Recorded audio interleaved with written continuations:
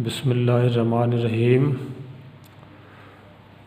प्यारे बच्चों, today we are going to discuss about the control of diseases.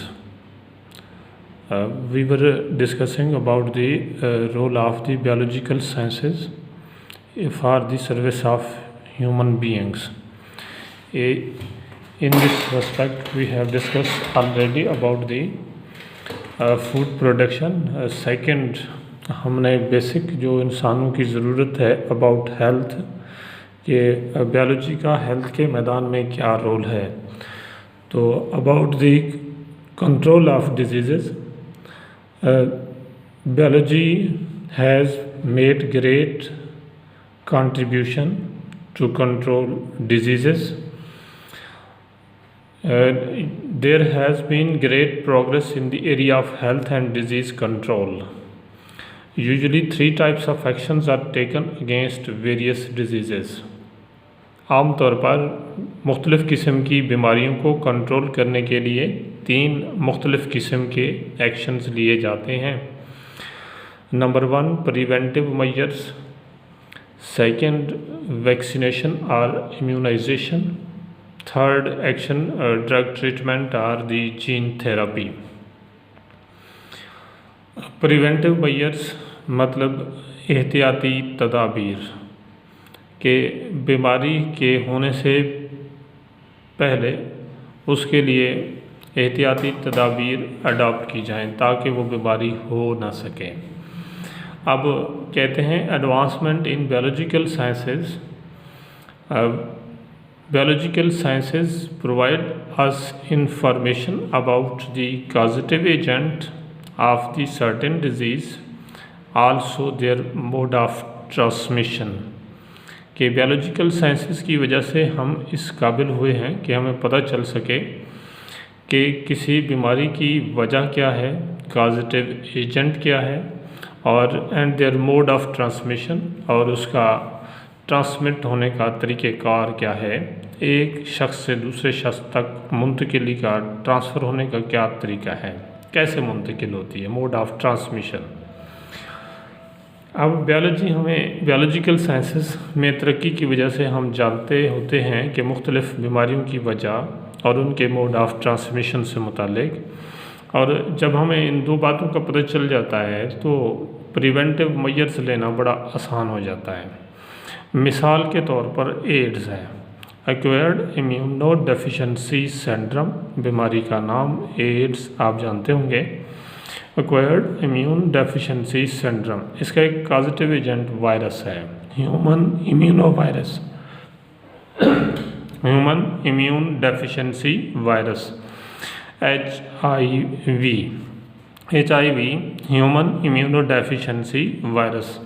और इसका मोड ऑफ ट्रांसमिशन कि ये एक शख्स से दूसरे शख्स में कैसे मुंतकिल हो सकता है वायरस, लिखा है कि free sexual contact, blood transfusion using contaminated syringes और सर्जिकल इंस्ट्रूमेंट।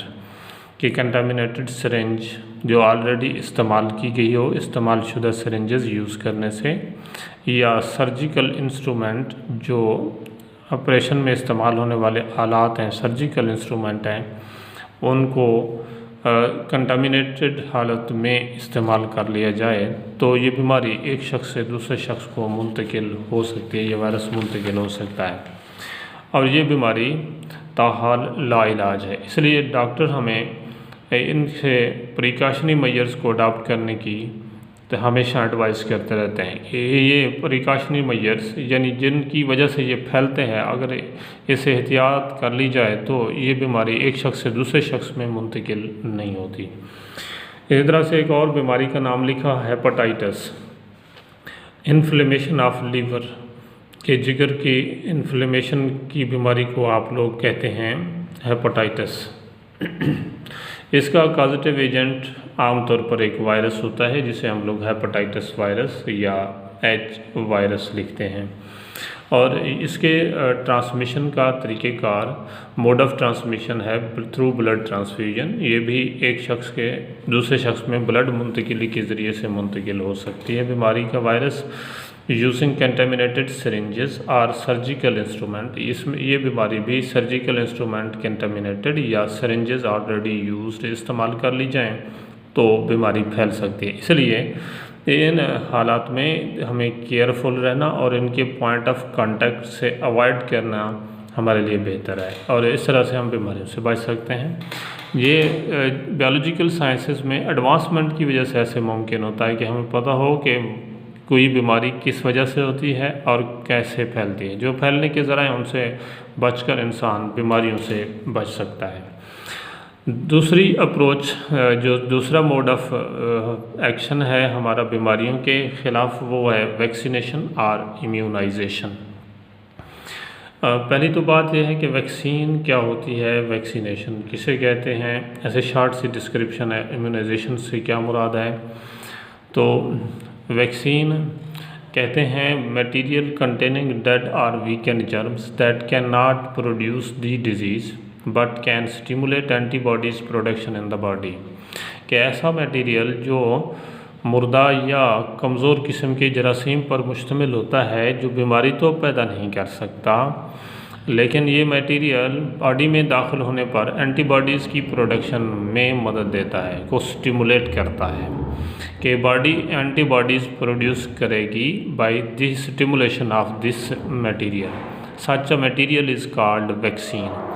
और development and inoculation of vaccine in the body is called vaccination. कि वैक्सीन की तैयारी फिर उसको इनॉकुलेट करना किसी शख्स की बॉडी के अंदर, इसे कहते हैं हम लोग वैक्सीनेशन। अब ये वैक्सीनेशन का बुनियादी मकसद जिस्म में इम्यूनिटी पैदा करना है कि बॉडी खुद इम्यून हो जाए, एंटीबॉडीज़ बना ले अगेंस्ट द एंटीजेंस। तो development of immunity by using vaccine by vaccination और by live germs is called immunization. अब ये जो वैक्सीनेशन का अमल है, it has been used against many diseases such as polio, whooping cough, measles, mumps that can be easily controlled by vaccination और shots. कि बहुत सारी बीमारियां जैसे पोलियो है, काली खांसी है, खसरा है, अनपेड़े मम्स की बीमारी है, ये इनको आसानी के साथ वैक्सीनेशन के ज़रिए से कंट्रोल किया जाता है। अब ये जो लफ्ज़ वैक्सीन है, ये वैक्सीनेशन है, ये कहाँ से किस तरह से ये स्टार्ट हुआ, बस ऐसे शार्ट सी डिस्क्रिप्शन दे रहे हैं आपको कि सबसे पहले जो वैक्सीनेशन की टेक्निक है, it was discovered by Edward Jenner. Edward Jenner first developed the technique of vaccination in 1796। और ये लफ्ज़ जो वैक्सीन है, इट इज़ ड्राइव्ड फ्राम वैका, लैटिन वर्ड वैका, वैका मीन काउ। और ये यानी ये लफ्ज़ वैका काउपॉक्स पस से लिया गया है। और the word vaccine derived from the वैका, जो लफ्ज़ वैक्सीन या वैक्सीनेशन है, ये वैका लफ्ज़ से ड्राइव किया गया है।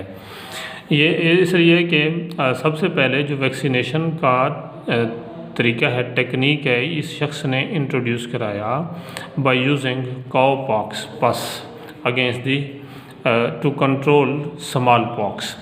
इसी वजह से हम लोग लफ्ज़ आज वैक्सीन बोलते हैं, to honour the Edward Zener.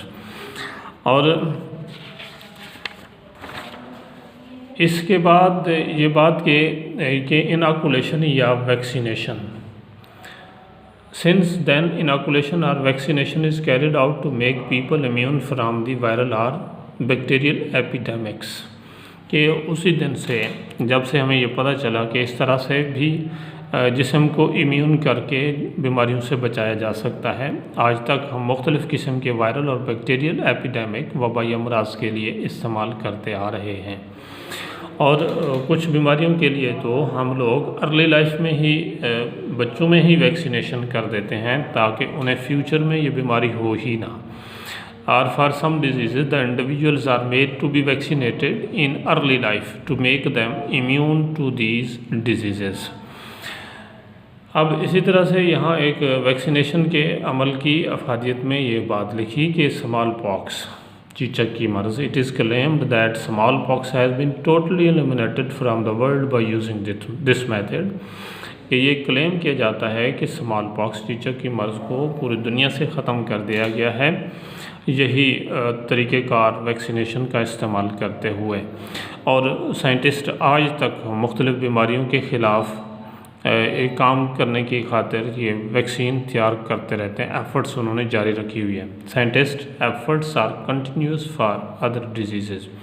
ये नहीं है कि सिर्फ स्मॉल पॉक्स के लिए कर लिया तो साइंसदानों ने अब काम रोक दिया, बल्कि दूसरी बीमारियों के लिए भी वैक्सीन तैयार करने का एफ़र्ट्स साइंटिस्ट की जारी है। तीसरा जो एक्शन होता है, थर्ड, ड्रग ट्रीटमेंट और जीन थेरेपी। अगर खुदा न खास्ता कोई बीमारी हो जाती है तो उसका इलाज किया जाता है। इलाज के लिए हम लोग ड्रग्स, दवाइयों का इस्तेमाल करते हैं। तो आम तौर पर जो कीमोथेरेप्यूटिक सब्सटेंसेस में इस्तेमाल होने वाले ड्रग्स हैं जनरल, वो एंटीबायोटिक्स जो सबसे ज़्यादा इस्तेमाल होती हैं। Antibiotics are the chemotherapeutic substances used to control bacteria, कि ये वो केमिकल सब्सटेंसेस हैं जो बैक्टीरिया को कंट्रोल करने के लिए इस्तेमाल किए जाते हैं। जैसे एक आम और पहली फर्स्ट एंटीबायोटिक का मैंने नाम लिखा है पेनिसिलिन, जिसको फंगस पेनिसिलियम से हासिल किया गया था। सबसे पहले अलेक्जेंडर फ्लेमिंग ने इसको डिस्कवर किया था। अब तो खैर एंटीबायोटिक्स की बहुत बड़ी तादाद और अक़साम मौजूद हैं। एंटीबायोटिक्स, याद रहे कि antibiotics are not effective against viral infections, कि एंटीबायोटिक्स वायरल इन्फेक्शंस के ख़िलाफ़ मौसर नहीं होती, क्योंकि वायरस की मेटाबॉलिक मशीनरी नहीं होती, ये उसके ऊपर असरअंदाज नहीं होती। अगर दवा के तौर पर वायरल इन्फेक्शन की सूरत में एंटीबायोटिक्स दिए जाते हैं तो वो जस्ट इसलिए होते हैं कि नुकसानदेह किस्म के बैक्टीरिया असरअंदाज ना हो, बॉडी को कमज़ोर ना करें और बॉडी एंटीबॉडीज़ बनाकर वायरल इन्फेक्शन के ख़िलाफ़ खुद से इम्यूनिटी क्रिएट कर ले।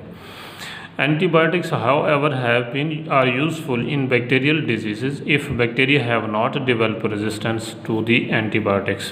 ये भी एक ख़ास बात लिखी है कि एंटीबायोटिक्स, ये केमिकल्स बैक्टीरिया के ख़िलाफ़ बैक्टीरियल डिजीज़ के लिए फ़ायदा मंद हैं, ताहम ये याद रहे कि अगर वो बैक्टीरिया ने उनके ख़िलाफ़ रेजिस्टेंस पैदा ना कर रखी हो, अगर वो उससे रेजिस्टेंट हो जाते हैं तो वो एंटीबायोटिक असरअंदाज नहीं होते। दूसरा, ड्रग ट्रीटमेंट के हवाले से एक आगे लिखा है कि कैंसर के इलाज के लिए आमतौर पर दो तरीके इस्तेमाल किए जाते हैं, एक रेडियोथेरेपी और दूसरा लिखा है chemotherapy. Radiotherapy, in this technique the cancerous part is expose to short wave radiations, कि इस टेक्निक में कैंसरस पार्ट को शॉर्ट वेव रेडिएशंस को एक्सपोज किया जाता है, यानी कैंसरस पार्ट पर शॉर्ट वेव रेडिएशंस डाली जाती हैं coming from the radio active material, जो रेडियो एक्टिव मटीरियल खारिज करते हैं रेडियो एक्टिव रेडिएशंस। ये high energy radiations are repeatedly at regular intervals, कि ये बार बार वक्फे से बाकायदा वक्फों के साथ इस्तेमाल की जाती हैं। द हाई एनर्जी रेडिएशंस उस कैंसरस पार्ट को डेड कर देती है। In Pakistan there are several centres, के पाकिस्तान में रेडियोथेरेपी के कई सेंटर्स मौजूद हैं जिनके ज़रिए से कोशिश की जाती है कि कैंसरस पार्ट को डैमेज किया जाए। दूसरा, कैंसर के इलाज के लिए एक और तरीका लिखा है कीमोथेरेपी। कीमोथेरेपी में लिखा, it consist of administering anti cancer chemical to the patients at regular intervals. ये ऐसा तरीक़ेकार है जिसमें बाकायदा वक्फों के साथ कैंसर के पेशेंट को एंटी कैंसर केमिकल्स दिए जाते हैं। These chemicals may kill both cancerous and normal cells. इससे ये होता है कि आम तौर पर ये मुमकिन है कि वो कैंसर सेल्स के लिए तो नुकसानदेह होते ही हैं, इनके साथ नॉर्मल सेल्स को भी बाज़ दफ़ा ये किल कर देते हैं, नुकसान होता है। तो बहरहाल ये कैंसर के इलाज के लिए ये तरीका भी इस्तेमाल होता है कीमोथेरेपी का। और नेक्स्ट एक और मॉडर्न टेक्निक लिखी है जीन थेरेपी। जीन थेरेपी में insertion of normal genes for the treatment of disorder in humans, कि इसमें इंसानी बीमारियां जो ख़राबी कोई आई है जीन के डिफेक्टिव होने की वजह से उस इंसान के अंदर नॉर्मल जीन को मुंतकिल किया जाता है। नॉर्मल जीन को ह्यूमन बीइंग में डिसऑर्डर की ट्रीटमेंट के लिए मुंतकिल करने के प्रोसेस को कहते हैं gene therapy. Insertion of normal gene for the treatment of disorders in humans is called gene therapy. Usually this consist of isolation of normal gene. सबसे पहली तो बात यह है कि पहले नॉर्मल जीन को अलग किया जाता है and inserted it into the host through bone marrow cell. फिर उसके बाद बोन मैरो सेल के ज़रिए से उस शख्स में मुंतकिल किया जाता है जिसके जीन्स डिफेक्टिव हो चुके हों। उस जीन को डिफेक्टिव जीन की जगह नॉर्मल जीन इंसर्ट कर दिया जाता है। यूँ नॉर्मल किस्म की फंक्शनल सेल की स्टार्ट हो सकती है। और आखिर में ये बात कही इंटीग्रेटेड डिजीज़ मैनेजमेंट। आमतौर पर बीमारियों से बचने के लिए हम लोग इफ़ेक्टिव तरीक़ेकार चाहते होते हैं कि किसी तरह से कंट्रोल किया जाए बीमारी को।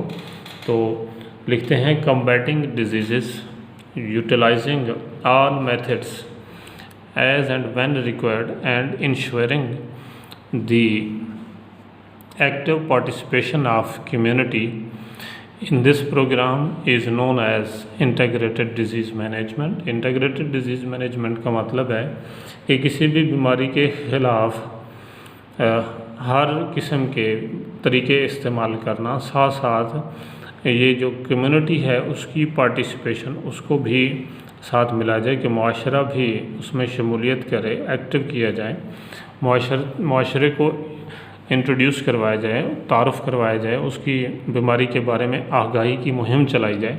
तो मुहिम की सूरत में किसी बीमारी को कंट्रोल करने को हम लोग कहते हैं इंटीग्रेटेड डिजीज़ मैनेजमेंट।